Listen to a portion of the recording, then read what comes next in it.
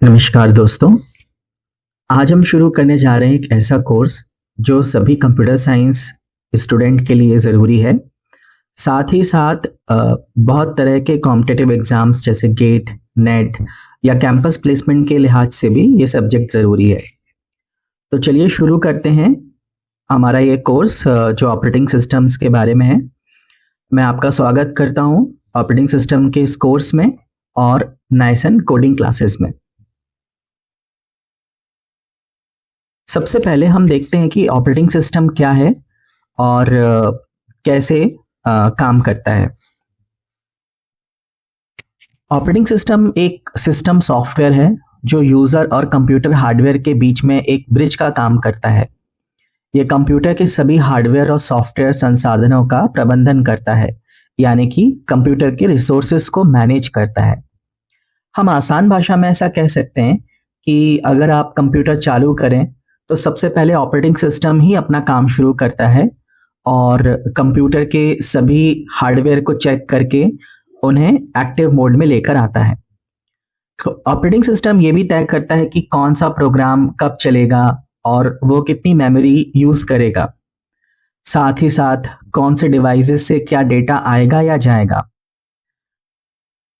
अगर मैं operating system के बारे में और आपसे डिस्कस करूं तो ऑपरेटिंग सिस्टम हमारे कंप्यूटर के अलग अलग हार्डवेयर्स को मैनेज करता है, उन्हें हैंडल करता है, जिसमें मेमोरी है, सीपीयू या प्रोसेसर हम कह सकते हैं, डिवाइसेस जैसे कि कीबोर्ड, माउस या मॉनिटर, फाइल्स यानी कि जो डेटा हम अपने हार्ड डिस्क में स्टोर करते हैं, और साथ ही साथ सिक्योरिटी को भी इंश्योर करता है।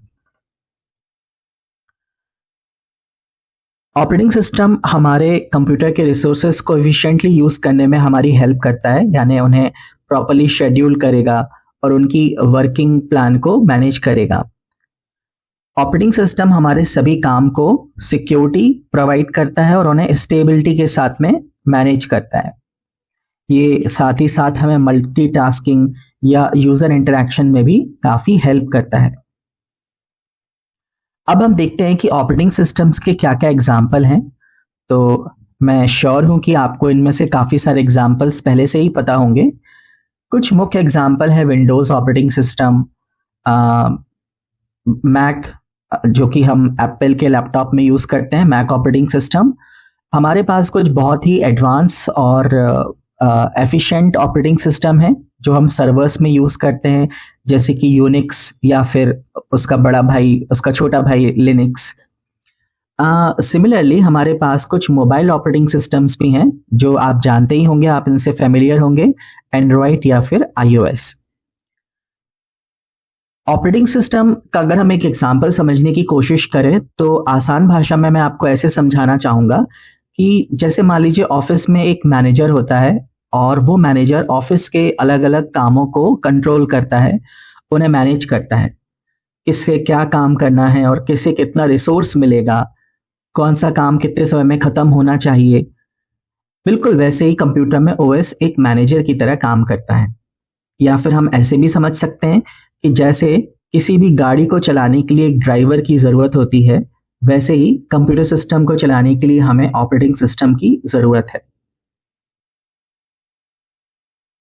आइए समझते हैं कि ऑपरेटिंग सिस्टम किन किन रिसोर्सेस को मैनेज करता है।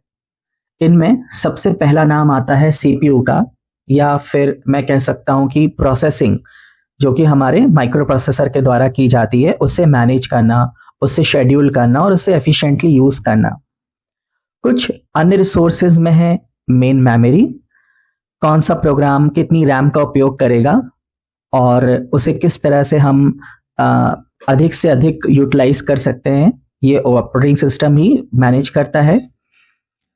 फाइल सिस्टम यानी कि हार्ड डिस्क में स्टोर होने वाली फाइल्स, इनपुट आउटपुट डिवाइसेस, और हाँ बिल्कुल नेटवर्क मैनेजमेंट भी ऑपरेटिंग सिस्टम करता है, यानी कि इंटरनेट या अन्य किसी तरह के नेटवर्क का कनेक्शन और उनका मैनेजमेंट भी ऑपरेटिंग सिस्टम ही करता है। सेकेंडरी स्टोरेज डिवाइस जैसे कि हार्ड डिस्क में से हम कैसे फाइल रीड करेंगे, राइट करेंगे, कहाँ सेव करेंगे और ये किस तरह से कार्य करता है, ये भी ऑपरेटिंग सिस्टम की ही रिस्पॉन्सिबिलिटी में आता है। सबसे आखिरी में आता है यूजर्स को मैनेज करना। तो काफ़ी सारे ऑपरेटिंग सिस्टम हमें फैसिलिटी प्रोवाइड करते हैं कि हम मल्टी यूज़र एनवायरनमेंट में वर्क कर सके, जहां बहुत सारे यूज़र ऑपरेटिंग सिस्टम के द्वारा कंप्यूटर रिसोर्सेज को यूज़ कर सकते हैं। और भी काफ़ी सारे रिसोर्सेज हैं जिनको हम आगे जानेंगे कि ऑपरेटिंग सिस्टम और कौन कौन से रिसोर्सेज को मैनेज करता है और अब उसकी रिस्पॉन्सिबिलिटी क्या है। इस फिगर के थ्रू हम समझ सकते हैं कि ऑपरेटिंग सिस्टम एक मिड लेवल लेयर है जो कि हार्डवेयर और हमारे एप्लीकेशन सॉफ्टवेयर के बीच में है। देखिए, जब भी आप कीबोर्ड से कुछ टाइप करते हैं तो वो एक हार्डवेयर यानी कि कीबोर्ड से टाइप होता है, लेकिन हमें जब भी हम कुछ टाइप करते हैं तो हमें स्क्रीन पे दिखाई देता है टेक्स्ट के फॉर्मेट में, जो कि ऑपरेटिंग सिस्टम की रिस्पॉन्सिबिलिटी है। इसी तरह से अगर हम कोई एप्लीकेशन सॉफ्टवेयर जैसे कि माइक्रोसॉफ्ट वर्ड या पावर पॉइंट में जब भी डेटा को सेव करते हैं तो वह सीधा हार्डवेयर में जाके सेव होता है, ऑपरेटिंग सिस्टम के थ्रू ये कार्य होता है और हमें इसके लिए कोई अलग से ऐसी बहुत सारी कमांड नहीं देनी होती है एप्लीकेशन सॉफ्टवेयर को चलाने के लिए या मैनेज करने के लिए, बल्कि ऑपरेटिंग सिस्टम के थ्रू हम रिक्वेस्ट करते हैं और ऑपरेटिंग सिस्टम हार्डवेयर को कंट्रोल करता है यहाँ पर हमारी एप्लीकेशंस को रन करने में या मैनेज करने में। तो ऑपरेटिंग सिस्टम इस तरह से कुछ कार्य करेगा कि यूजर यहाँ पर एप्लीकेशन प्रोग्राम के माध्यम से रिक्वेस्ट जनरेट करेंगे, ऑपरेटिंग सिस्टम उन रिक्वेस्ट को एक्सेप्ट करेगा और हार्डवेयर से उस कार्य को या उस टास्क को एग्जीक्यूट कराएगा। ओके, सो यहाँ पर हम ये समझ सकते हैं इस फिगर के थ्रू कि ऑपरेटिंग सिस्टम कितना इंपॉर्टेंट रोल प्ले कर रहा है यूजर्स, एप्लीकेशन प्रोग्राम और हार्डवेयर के बीच में। अब हम समझते हैं कि हमें हार्डवेयर की जरूरत क्यों है, हमें ऑपरेटिंग सिस्टम की जरूरत क्यों है। हार्डवेयर को मैनेज करने के लिए हमें ऑपरेटिंग सिस्टम की जरूरत है और क्या बगैर ऑपरेटिंग सिस्टम के हम कुछ काम कर सकते हैं? तो देखिए, समझने की कोशिश कीजिए कि हर सॉफ्टवेयर को चलाने के लिए हमें हार्डवेयर की जरूरत होती है और हार्डवेयर को एक्टिवेट करने के लिए या हार्डवेयर से कुछ काम कराने के लिए हमें अलग अलग कमांड की जरूरत होगी। क्या हम सारी कमांड खुद याद रख सकते हैं? क्या ये पॉसिबल है हमारे लिए कि इतने सारे जो हमारे पास हार्डवेयर हैं और सॉफ्टवेयर हैं उनकी अलग अलग काम को करने के लिए हम बहुत सारी कमांड याद रख पाएं? ये बहुत ही कॉम्प्लेक्स होगा। इसीलिए हमें ऑपरेटिंग सिस्टम की बहुत ज़्यादा ज़रूरत है या ऑपरेटिंग सिस्टम इसलिए हमारे लिए बहुत ज़्यादा इंपॉर्टेंट है। ऑपरेटिंग सिस्टम हमें एक यूज़र फ्रेंडली एनवायरनमेंट देता है या हमें एक यूज़र फ्रेंडली इंटरफेस देता है।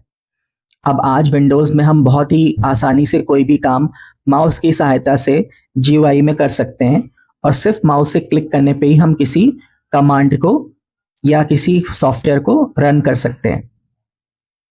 ऑपरेटिंग सिस्टम रिसोर्स मैनेजमेंट का भी काम करता है, प्रोसेस मैनेजमेंट का काम करता है, यानी कि यह डिसाइड करेगा कि कब कौन सा टास्क रन होगा। ये मेमोरी को और स्टोरेज को सही तरह से एलोकेट करता है, किसी भी तरह के एरर डिटेक्शन में और सिक्योरिटी में हमें हेल्प करता है और मल्टीटास्किंग को भी पॉसिबल करता है। तो ओवरऑल ऑपरेटिंग सिस्टम के बिना बहुत तरह के एप्लीकेशन सॉफ्टवेयर पे काम कर पाना, अलग अलग टास्क परफॉर्म कर पाना, ये हमारे लिए पॉसिबल नहीं होगा। हम आगे बढ़ते हैं और हम सबसे पहले समझते हैं कि अलग अलग टाइप के ऑपरेटिंग सिस्टम्स होते हैं, वो किस तरह से काम करते हैं। तो समय के साथ साथ ऑपरेटिंग सिस्टम्स ने भी काफ़ी डेवलपमेंट किया हुआ है, काफ़ी यहाँ पर हमें नई नई चीज़ें और नए नए फीचर्स देखने मिल रहे हैं। हम समझते हैं कि किस तरह से काफ़ी तरह के ऑपरेटिंग सिस्टम हैं, इनमें से कुछ जो इम्पोर्टेंट ऑपरेटिंग सिस्टम है आज उनके बारे में हम यहाँ डिस्कस करते हैं। तो दोस्तों, सबसे पहले आता है काफ़ी पुराना 1970s का ऑपरेटिंग सिस्टम जिसका नाम है batch operating system. Batch operating system एक इस तरह का ऑपरेटिंग सिस्टम था जहां पर हम सिमिलर टाइप के टास्क को या जॉब्स को ग्रुप करके उन्हें एक साथ एग्जीक्यूट करते थे। ऐसे जॉब्स जिनमें कुछ कॉमन है, जिनमें कुछ रिक्वायरमेंट कॉमन है, तो उन कॉमन रिक्वायरमेंट के जॉब्स का हम एक बैच बनाते थे और उस बैच को हम CPU का एलोकेट करते थे और वो एक साथ CPU में रन होती थी। और ऐसा करने से हम अपने सिस्टम के परफॉर्मेंस को बूस्ट कर पाते थे और हमारा जो एग्जीक्यूशन था वो स्पीड अप यानी कि फास्ट होता था। तो ये काफ़ी पुराना ऑपरेटिंग सिस्टम है जिसमें यूज़र इंटरेक्शन की आवश्यकता नहीं होती थी और ऑटोमेटिकली ये टास्क को पूरा करता था। और पुराने समय के जो मेन फ्रेम कंप्यूटर्स हैं वहां पर हम इसे यूज़ करते थे। ओके, सो ये हमारा पहला ऑपरेटिंग सिस्टम टाइप हुआ, बैच ऑपरेटिंग सिस्टम। हम अब अपने अगले एक इम्पॉर्टेंट टाइप की तरफ आगे बढ़ते हैं। एक ऐसा ओएस जो टाइम को शेयर करता है, टाइम स्लाइस या टाइम क्वांटम कॉन्सेप्ट हम इसे कहते हैं, जहां पर हम टाइम के छोटे छोटे स्लॉट्स बना के मल्टीपल यूजर्स के बीच में एग्जीक्यूशन करा सकते हैं। इस ऑपरेटिंग सिस्टम को हम टाइम शेयरिंग ऑपरेटिंग सिस्टम कहते हैं और इसका एक बढ़िया एग्जांपल है यूनिक्स ऑपरेटिंग सिस्टम। मैंने आपको पहले भी थोड़ी देर पहले बताया था कि यूनिक्स ऑपरेटिंग सिस्टम या लाइनक्स ऑपरेटिंग सिस्टम काफ़ी एडवांस ऑपरेटिंग सिस्टम है और आपको इन्हें ज़रूर सीखना चाहिए। Time sharing operating system allow करता है मल्टीपल यूजर्स को, ताकि वो कंप्यूटर्स को शेयर कर पाए साइमल्टेनियसली, यानी कि वो कंप्यूटर के हार्डवेयर को बहुत सारे यूजर्स के बीच में हमें शेयर करने में हेल्प करता है।